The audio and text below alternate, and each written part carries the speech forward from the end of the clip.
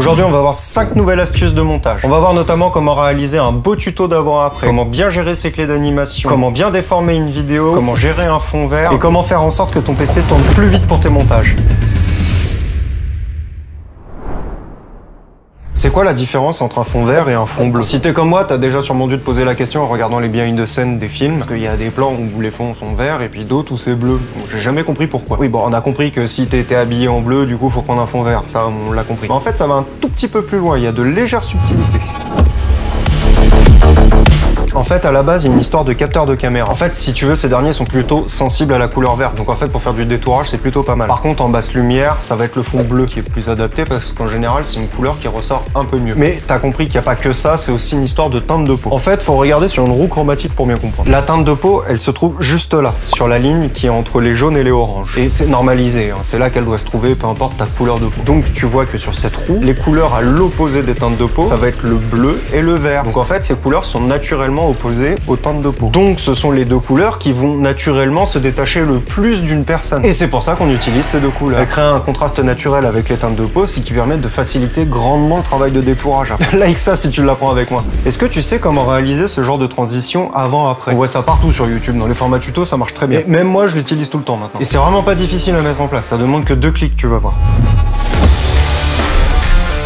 La toute première étape, une fois que tu es dans ton logiciel de montage, c'est de mettre les deux plans que tu veux comparer l'un par-dessus l'autre. Attention, il faut qu'ils soient bien synchro, qu'ils aient bien la même durée. Ensuite, va dans le panneau effet chercher l'outil de recadrage. Il est vraiment super pratique pour les tutos, lui. Applique-le sur le plan du dessus, qui sera donc le avant. Maintenant, il faut que tu ailles dans le panneau des options d'effet pour pouvoir régler l'animation. Active l'animation de la gauche, par exemple, et passe de plusieurs images. Il te reste plus qu'à passer la gauche à 100%, par exemple, et tu vois que les deux clés d'animation ont bien été créées. Maintenant, quand je fais lecture, la vidéo du dessus, qui est l'avant, se retire pour laisser la place à la vidéo du dessous qui est l'après. Alors abonne-toi pour d'autres vidéos de ce genre. Comment on fait pour intégrer une vidéo de cette manière? Comme dans cet exemple, je changeais ce qu'il y a dans la télé. Quand je mets ma séquence par-dessus, et bah ça matche pas, les perspectives ne collent pas avec le cadre. Moi, ce que je veux, c'est qu'elle soit correctement déformée pour bien rentrer dans le cadre, là, justement. Le truc, c'est que je trouve pas comment faire dans mon logiciel. J'arrive pas à trouver l'outil qui est fait pour. Et pourtant, c'est pas faute d'avoir essayé. Ah, et vous avez de la chance, parce que je passe ma vie sur YouTube. J'ai trouvé comment faire. Et en fait, c'est vraiment un jeu d'enfant de réaliser ça.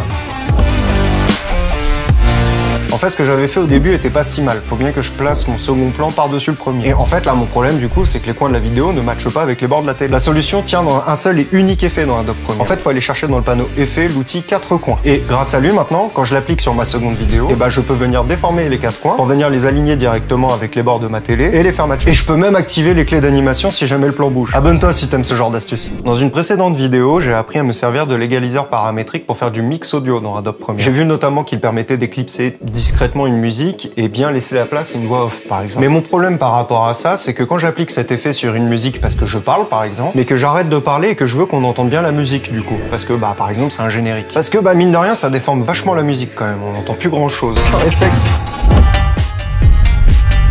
En fait, ce que j'avais fait... Donc, comment on fait pour faire en sorte que l'effet s'arrête, du coup? Et bah, j'ai compris que ça se faisait en 2 clics, en réalité. C'est vraiment tout facile. C'est vraiment tout simple. Alors, abonne-toi tout de suite.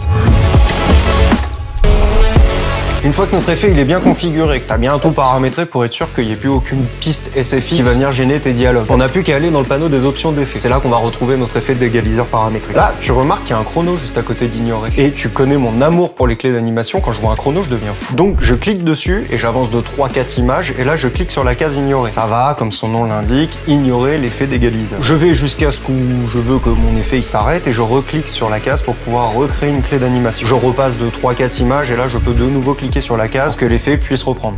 Effect. En fait, ce que j'avais fait au début...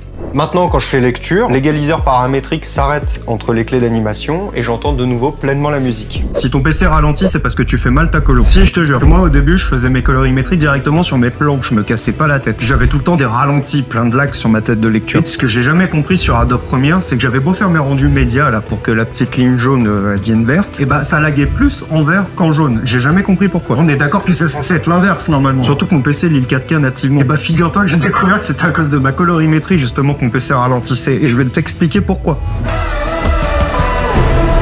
En fait, le truc que je voyais partout, c'est faites vos colorimétries sur des calques d'effets. Et honnêtement, je voyais pas l'intérêt de faire ça, à part pour faire des copier-coller. Mais enfin bon, les copier-coller, tu peux les faire sur les plans aussi, hein, sincèrement. Et pourtant, aujourd'hui, j'ai complètement changé mon workflow et je peux plus me passer de ça maintenant, en réalité. Parce qu'en fait, dans mon organisation, je commence toujours par ma colorimétrie. Et le problème, en faisant ça comme ça, en faisant ma colorimétrie directement sur mon plan, c'est que tu vois, ça oblige à faire un rendu média pour que le logiciel soit fluide. Parce qu'en fait, ça demande beaucoup de ressources en lecture à ton PC, et ça, même si tu as fait le rendu en vert. Donc, ma solution, c'est de faire ma colorimétrie sur un calque d'effet que je désactive pendant mon montage et je le réactive à la fin au moment de l'export. C'est tout con, mais en fait, grâce à ça, j'ai plus aucun problème de ralentissement pendant mes montages. Et grâce à cette astuce toute simple, j'ai l'impression d'avoir un ordinateur tout neuf. Like si tu me crois pas. Si t'as aimé ce genre d'astuce, clique juste ici pour voir la précédente vidéo où on a vu comment le ducking pouvait permettre d'améliorer la voix.